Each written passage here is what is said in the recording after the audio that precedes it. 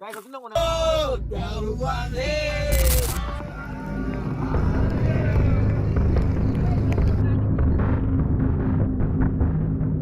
त्यानंतर आता अष्टविनायक गणपतींपैकी एक गणपती म्हणजे पालीचा गणपती आणि पालीच्या गणपती बाप्पांचं आम्ही दर्शन करायला आता सगळी चाललोय.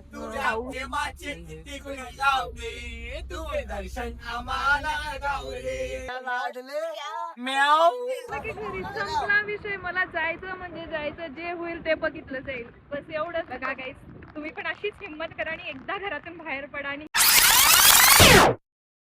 So hello everyone and welcome back to my channel. तर आज मी एका नवीन ठिकाणी चालले, ते म्हणजे रायगडवर. खूप जणांचं स्वप्न असतं की यार आपलं श्रीमान रायगड कधीतरी बघावं आयुष्यात एकदा तरी, असं खूप जणांना असं वाटतं. तर मी आज संध्याकाळी, म्हणजे आज शनिवार आहे आणि आज संध्याकाळी मी ट्रेकसाठी निघणार आहे. प्रॉपर एक ट्रॅव्हलर बस आहे आणि हे मिडनाईट ट्रेकर सोबत ट्रेक अरेंज केलेला आहे. आणि त्याच्यानंतर आमचा प्रॉपर जो ट्रेक स्टार्ट होईल तो उद्या मॉर्निंगला स्टार्ट होईल. त्याच्यानंतर आम्ही थोडं बहुत गड वगैरे फिरू आणि त्यानंतर उद्याच आपण रिटर्न येऊ.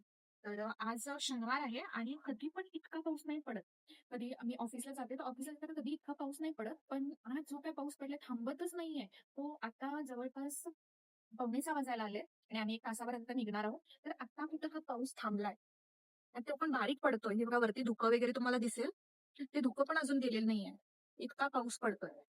मुंबई मधला पाऊस जो खतरनाक एक 5-10 मिनिटसाठी जरी आला ना तरी खूप म्हणजे भयंकर येतो.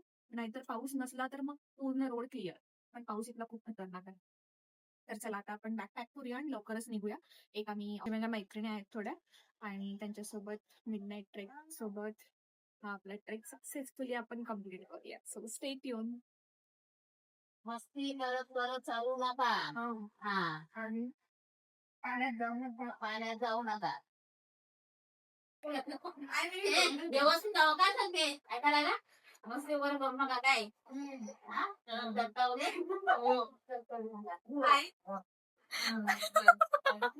काय आपण ते पिला.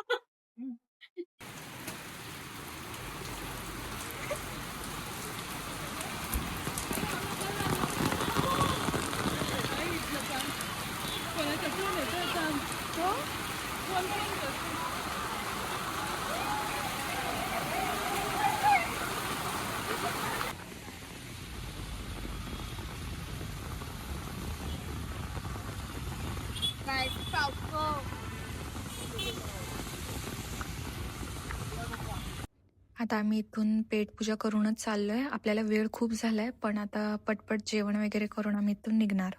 वर पण गार्ड्स आहेत, गाईड्स असतात. नाही म्हटलं तरी आता 20-25 गाईड असतील इथे गडावर. आणि आपली माणसं आहेत, मराठा समाज, धनगर समाज, स्ट्रॉंग लोक, सपोर्टिव्ह लोक असतात.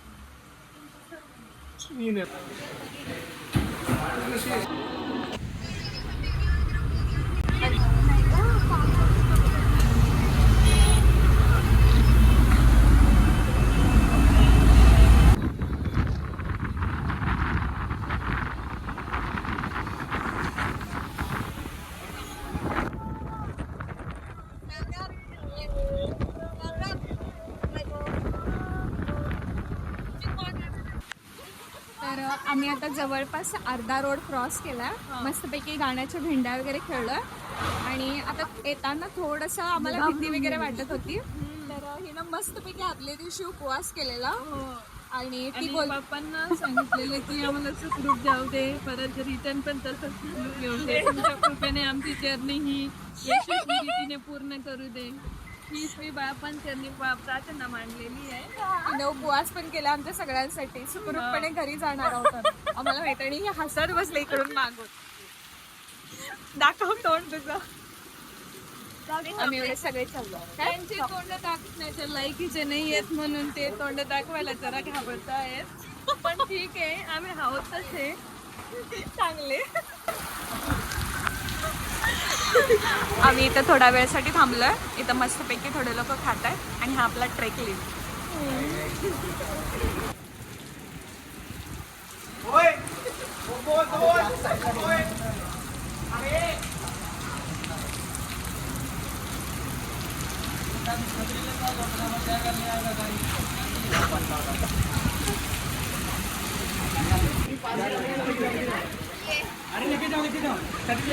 जेंटलमॅन.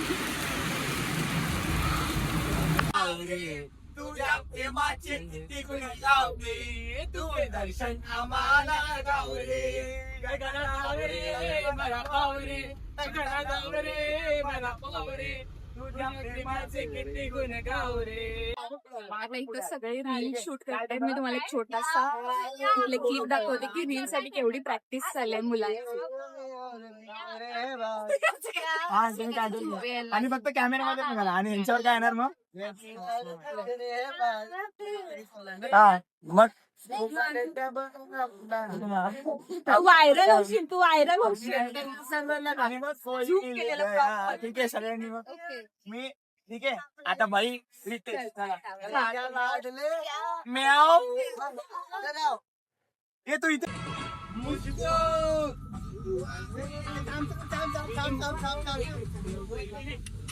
आम्ही त्या झटक्यात केली.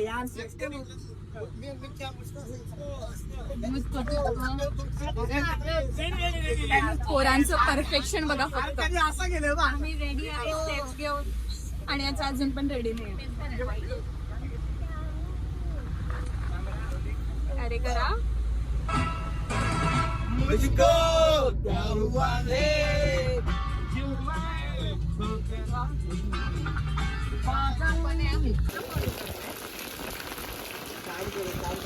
आता रात्रीच्या 2:30 वाजले.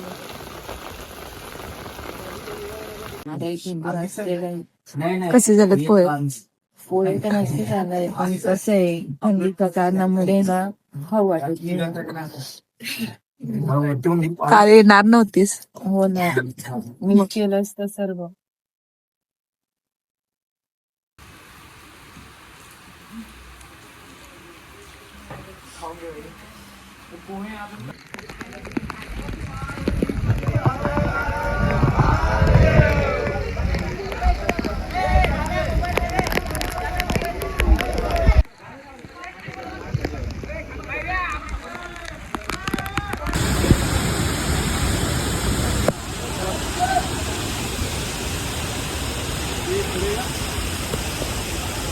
तुम्ही सर्वांनी प्रतापगड महाबळेश्वर पाहिले असेल. प्रतापगडाच्या पायथ्यापासून रायगडाच्या उत्तरेला 5चा भूभाग आहे. धुकासन भाग पाहायला मिळत नाही. तरी या भूभागाला इतिहासामध्ये जावळीचं खोरं म्हटलं जातं बघा.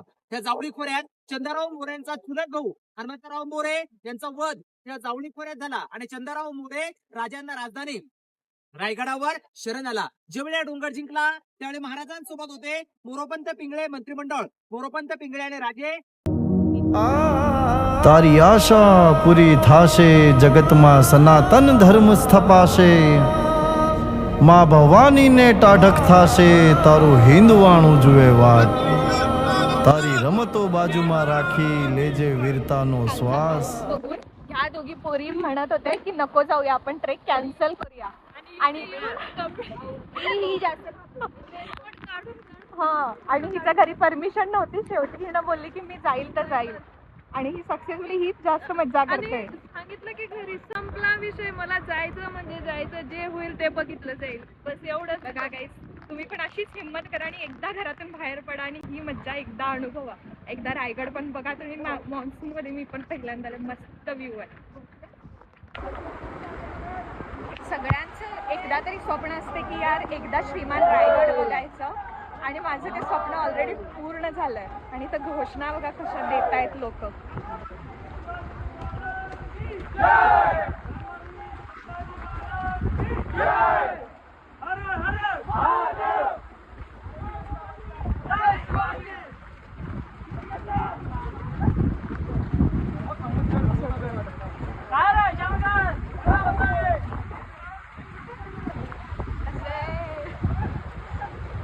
मेघ सावळा माझा राया,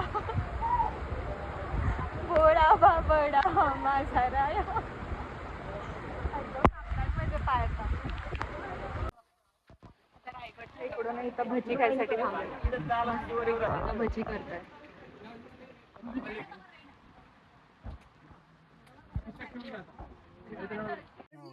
चला वाच वगैरे. पाणी बॉटल या होतं का विचार विचारलं ते मला धरा. 2 प्लेट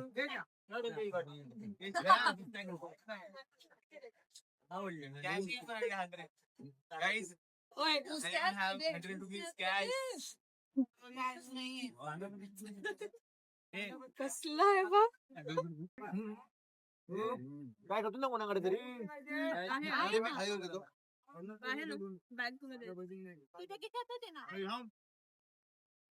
आता आम्ही इथं राजमाता जिजाऊंचं समाधी स्थानकडे आलोय.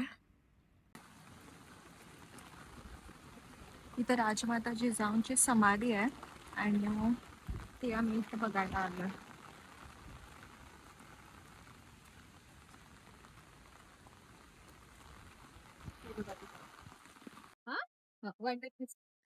अंजली कसा वाटतोय आजचा ट्रेक?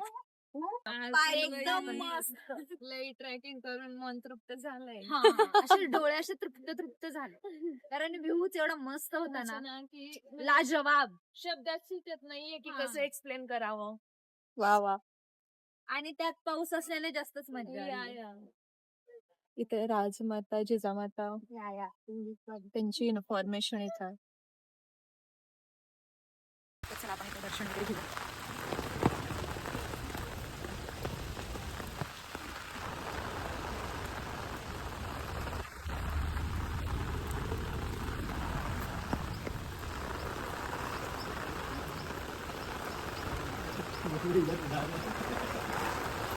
आता आम्ही जस्ट जिजामातांची समाधी बघून आलो आणि त्यानंतर आता अष्टविनायक गणपतींपैकी एक गणपती म्हणजे पालीचा गणपती आणि पालीच्या गणपती बाप्पांचं आम्ही दर्शन करायला आता सगळी चाललोय. पाऊस खूप वाढलाय पण ठीक आहे चालतं.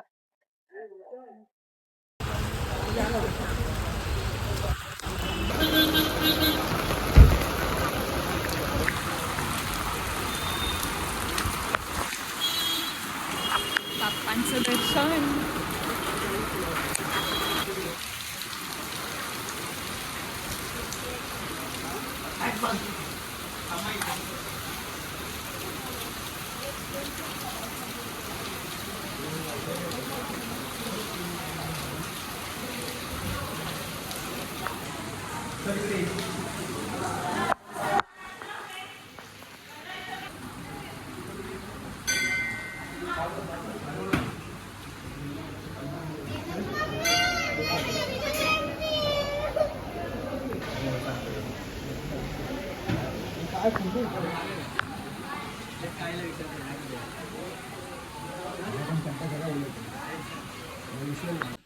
तर मी आता बळारेश्वर गणपती बाप्पांच्या इथं आहे आणि तिथं मी एक जेव्हा स्टार्टिंगला धुंडी गणपती म्हणून आहे तिथं गेल्यानंतर तिथं एक असं त्या गणपती बाप्पांच्या एका भिंतीवरती एक पोस्टर होतं आणि त्यात असं होतं की आपल्या बळारेश्वर गणपती बाप्पांचं नाव कसं झालं किंवा कसं त्यांची निर्मिती झाली. तर तिथं एक शेठ होता आणि त्यांचा जो पुत्र होता तो सगळं काही सोडून फक्त गणेश पूजन वगैरे करत होता आणि म्हणूनच तो जो होता तो पालीपूरमधला होता आणि त्याच्यानंतर त्यांचं म्हणजे आजचं जे पाली गणपती बोलतात तो तर तिथलं गणेश पूजन तो करत होता सारखं आपलं खेळ वगैरे सर्व सोडून.